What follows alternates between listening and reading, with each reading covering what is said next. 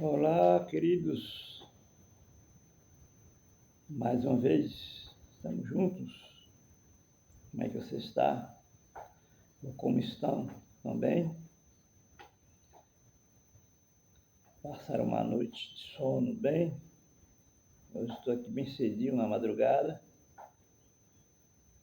para junto nós termos esse momento maravilhoso ouvindo a voz de Deus. Deus que nos guardou durante essa noite,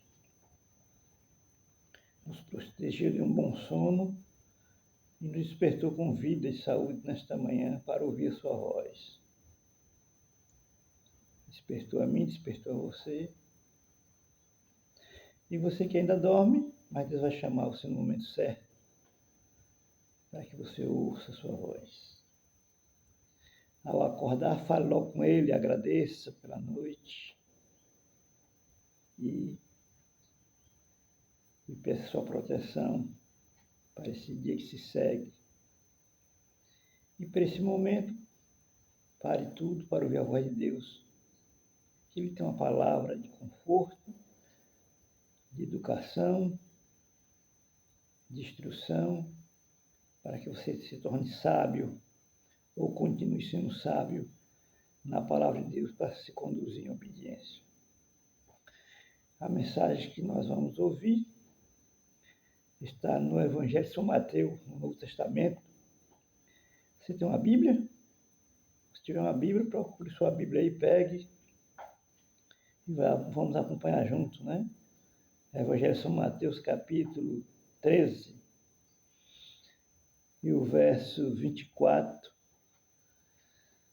É uma parábola que Jesus contou, né? Parábola era um método de ensino da época de Jesus. Eles usavam esse meio didático para ensinar verdades às pessoas, a sua palavra. Então, a parábola do trigo e o joio. E nesse verso que vamos ler, tem verdades maravilhosas para nós, certo? Mas antes, não esqueça de se inscrever no canal, curtir, dar aquele joinha lá, enfia o dedo aí, dá um like maravilhoso,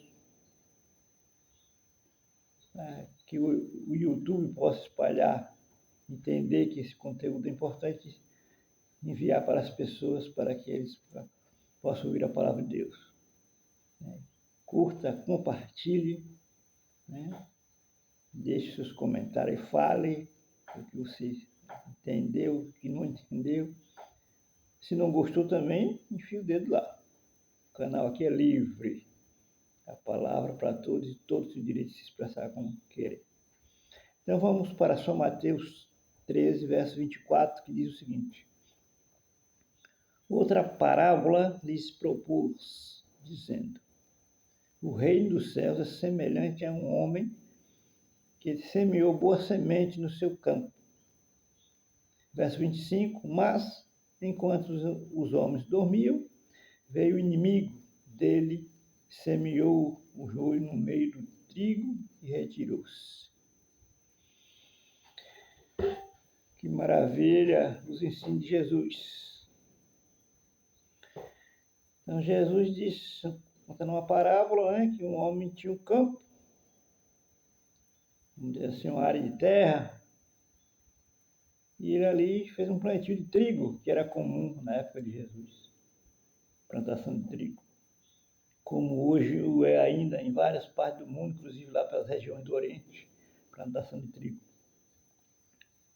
Na sua boa semente de trigo ali, mas aí veio o inimigo, enquanto os homens dormiam, e semeou a má semente, o joio, e foi embora. Que interessante, queridos, essa afirmação de Jesus. Porque no mundo, não é de hoje, isso é da antiga, desde que o inimigo chegou a essa terra, trazendo o pecado, ou seja, separou as pessoas de Deus. E nessa separação as pessoas perderam o direito de ver a Deus, como nós vemos um ao outro e conversamos face a face. Assim era o homem antigamente, o ser humano, como Deus criou, não tinha pecado, era parecido com Deus, e ele conversava com Deus face a face. Depois do pecado, perdemos esse privilégio e esse direito. Então, o inimigo apareceu para fazer o mal às pessoas. E aqui Jesus deixou claro que o mal, a má semente, essa má semente representa todo o mal que existe no mundo, de todas as formas. Então, isso vem do inimigo, não vem de Deus. Deus apenas permite o inimigo fazer as suas maldades. Deus apenas permite. E precisamos discernir bem claro que nem toda permissão de Deus é da vontade dele. Há coisas que Deus quer e permite, e há coisas que Deus não quer, mas ele permite. Por quê? Porque nós somos livres. Deus nos criou livres, nos deu liberdade, e nós temos direito de escolha, e Deus não interfere nessa liberdade.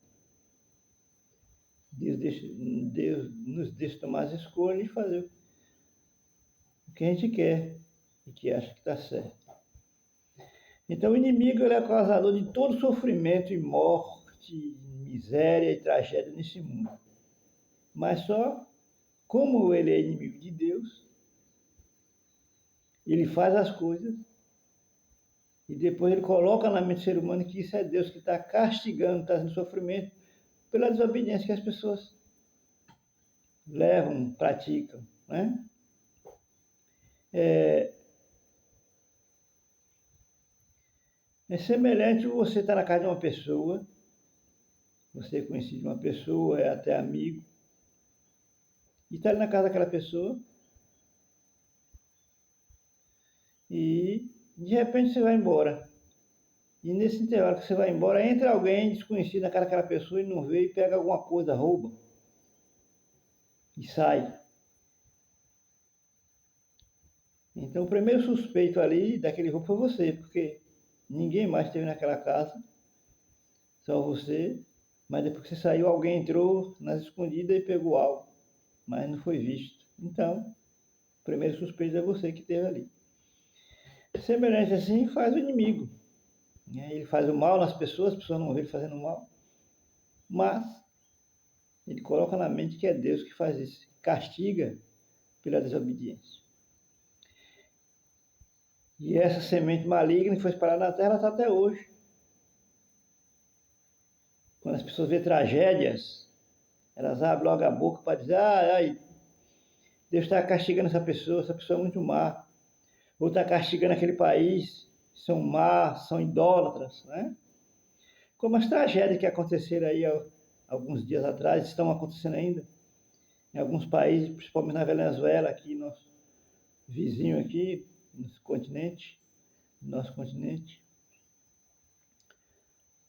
Então, momentos antes, segundo algumas reportagens, aquelas pessoas estavam, muita gente fazendo cultos aos ídolos, cultos pagões, fazendo sacrifícios, enfim, fazendo coisas que Deus não agrada.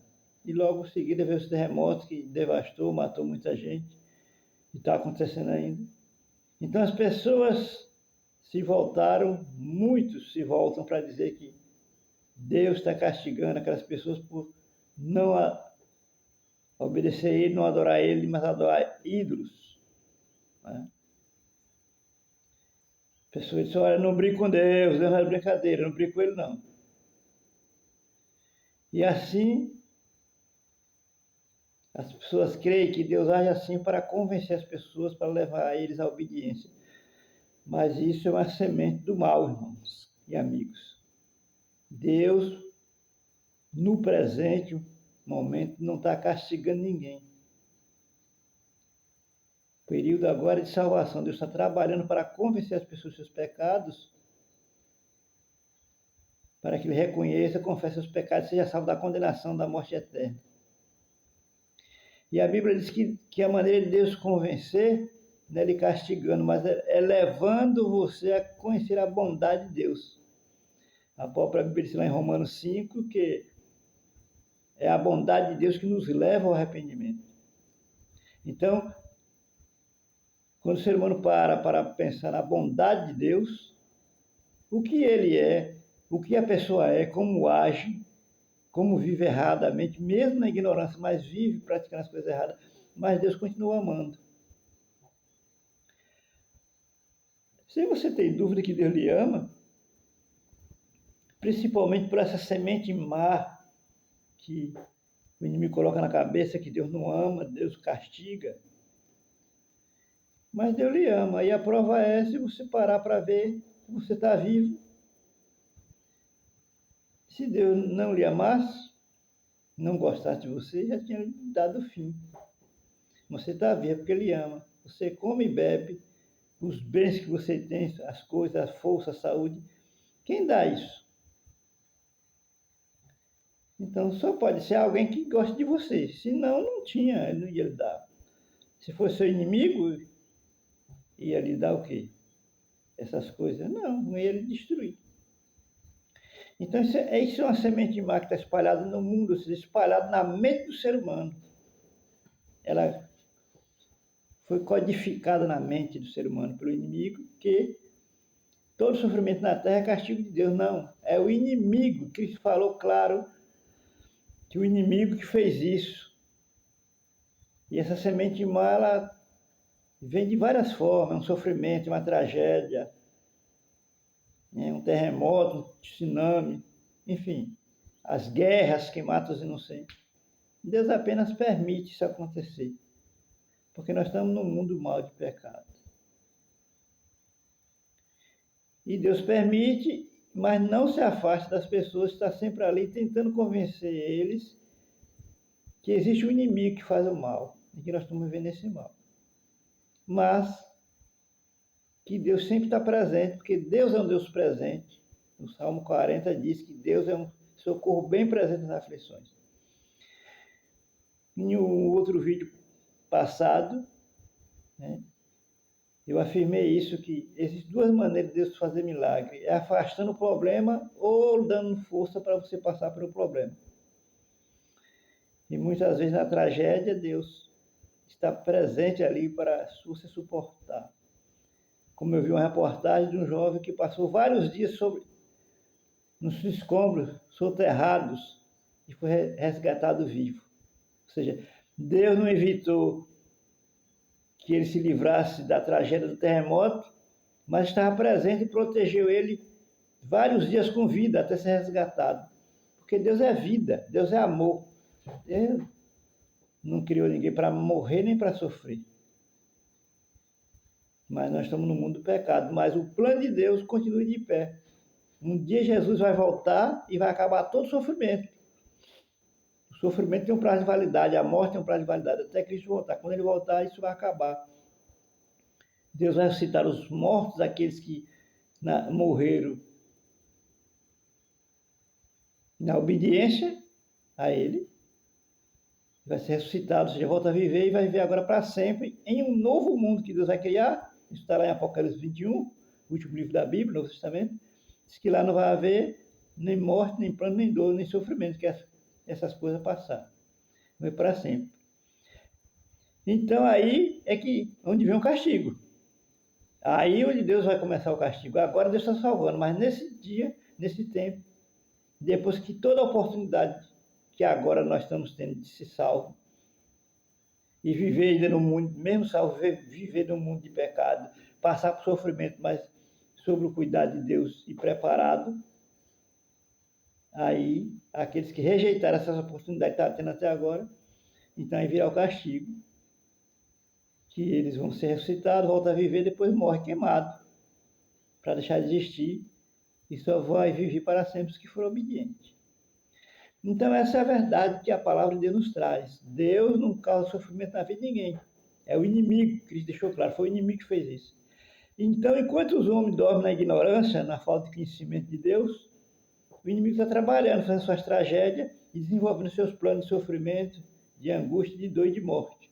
E depois ele coloca na cabeça que é Deus que está fazendo isso, que é para as pessoas se revoltar contra Deus, se tornarem ateus, que a maioria dos ateus já foram cristãos, creram na palavra, creram em Deus, mas tinha uma visão torta, se decepcionou com alguma coisa que Deus não fez como eles queriam, eles se tornaram ateu, passaram a dizer que Deus não existe, porque não pode existir um Deus que permaneça o sofrimento. Mas tudo isso é ignorância, falta de conhecimento da palavra de Deus. Porque quando a gente estuda a palavra de Deus, nós vamos ver que a única pessoa que não podia passar por sofrimento, que não devia nada, foi Jesus, o Filho de Deus. E Deus permitiu ele sofrer nesse mundo e ser morto, a pior morte que existiu na terra na época, que era a morte de cruz, que era só para criminosos de alta periculosidade, pessoas que não valiam nada, era rejeitado, ninguém queria saber, era um bandido perigoso, era sentenciado à pena de morte, morria crucificado. E Cristo passou por essa situação. E não só mais, que ele foi crucificado entre dois malfeitores, ele no meio, e o crucificado do meio era considerado o chefe do bandido, o chefe da quadrilha. Então Cristo passou por tudo isso, sem pecado, sem dever nada, por amor a mim e você, para poder pagar o preço. Então, se o Cristo passou por isso, eu e você que são pecadores, não vão passar por dificuldade, por lutas? Então, queridos, essa é a mensagem de Deus para nós. O sofrimento não vem dele, é do inimigo, Deus apenas permite. E o próprio Jesus, no mundo vocês terão sofrimento, mas tenham bom ânimo porque eu venci o mundo. Então, o que devemos fazer é entender que Deus é amor, né? Que Deus é misericórdia, Deus é bondade, e que Ele está trabalhando para salvar as pessoas da condenação, para que esteja preparado quando morrer ou Cristo voltar e estiver vivo, para ir morar com Cristo na casa do Pai, onde Cristo foi preparar lugar, como está lá em São João 14, de 1 a 3. Amém, querido? Entendeu essa mensagem? Você acredita?